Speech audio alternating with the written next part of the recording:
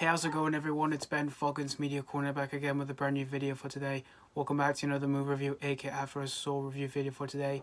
For this new aka After a Soul review video for today, this is going to be my review on a film that was released this year for 2022, which this movie was actually released a month ago in the US, but we didn't get this movie until September of this year in the UK. And this movie was released last Friday in my area, but I didn't see this movie on opening day because I want to see some other things that was released the exact same day as this movie was. But I managed to see this film. I saw this movie on Monday, and I'm here to give you guys my full-on-depth review of what I saw on Monday. So today's review is going to be my review on the 2022 black comedy horror film, and that movie is Bodies, Bodies, Bodies. Now, this is a new A24 horror film, and they have made some horror films that was released this year, like X and Men. Two of those movies I really enjoyed this year.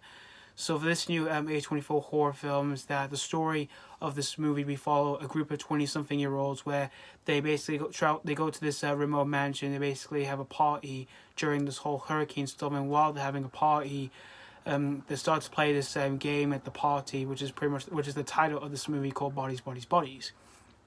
And soon the game starts to go very well at first until it goes very, very wrong when one of those people does actually get killed.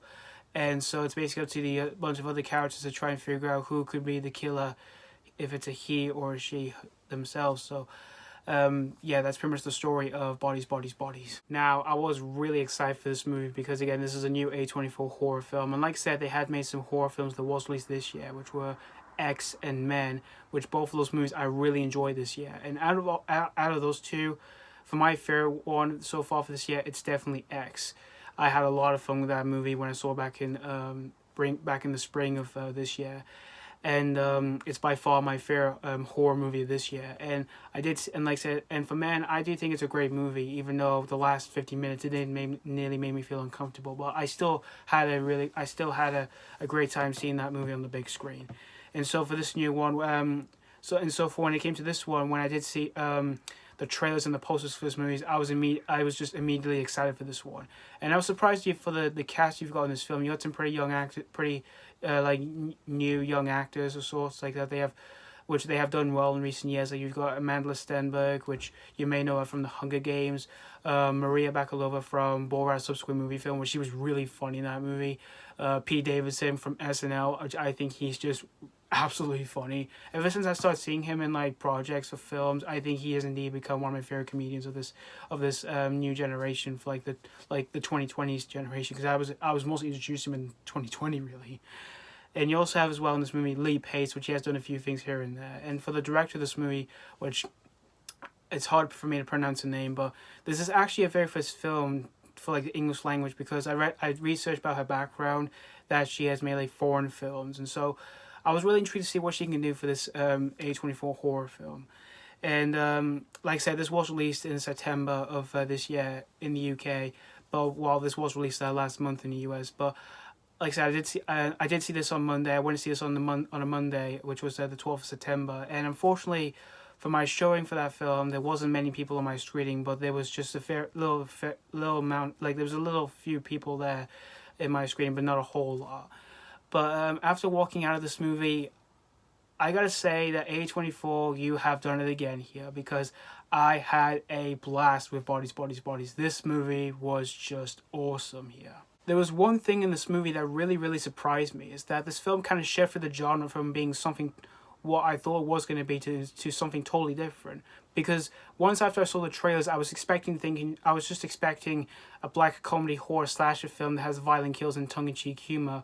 But once I heard the reviews, as well as once after I saw the film, it's mostly kind of like a whodunit film.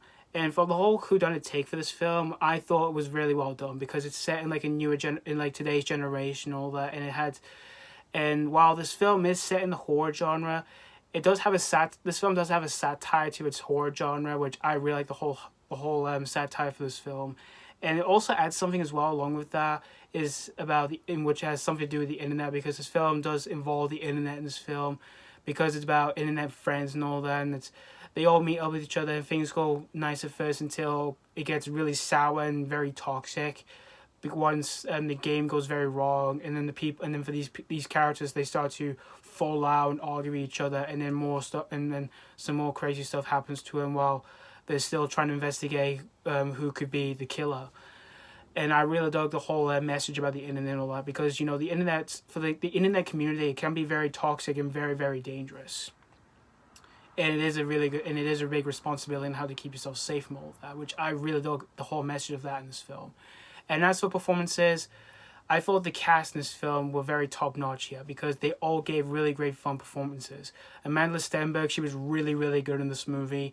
And Maria Bakalova, I thought she was really good too in the film. Pete Davidson, of course, he's just so damn funny here in this movie. And Lee Pace was pretty funny too in the film. And everyone else, they all gave pretty good fun performances. And the whole character development for these characters, I thought were very well developed, because you start to you do understand a bit about their backstories, and how they start to come together and all that, and it does give us audiences thinking who could be the killer, if you think it's going to be this character or this character. I was really invested with all that, because once that was happening, it got me the edge of my seat when that happened.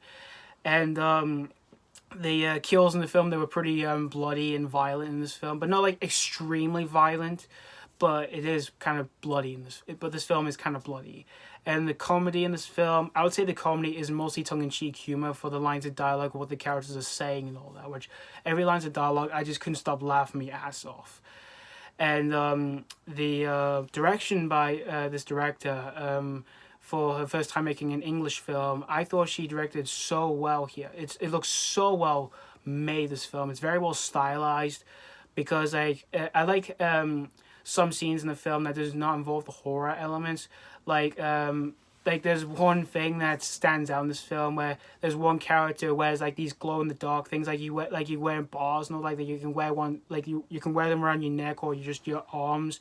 I really like that. And for her directing like the tense aspect and the horror aspects and all that, I thought she did a great job from all that. And the music as well does have a bit of hip hop music to it, as well as some other kind of music and all that.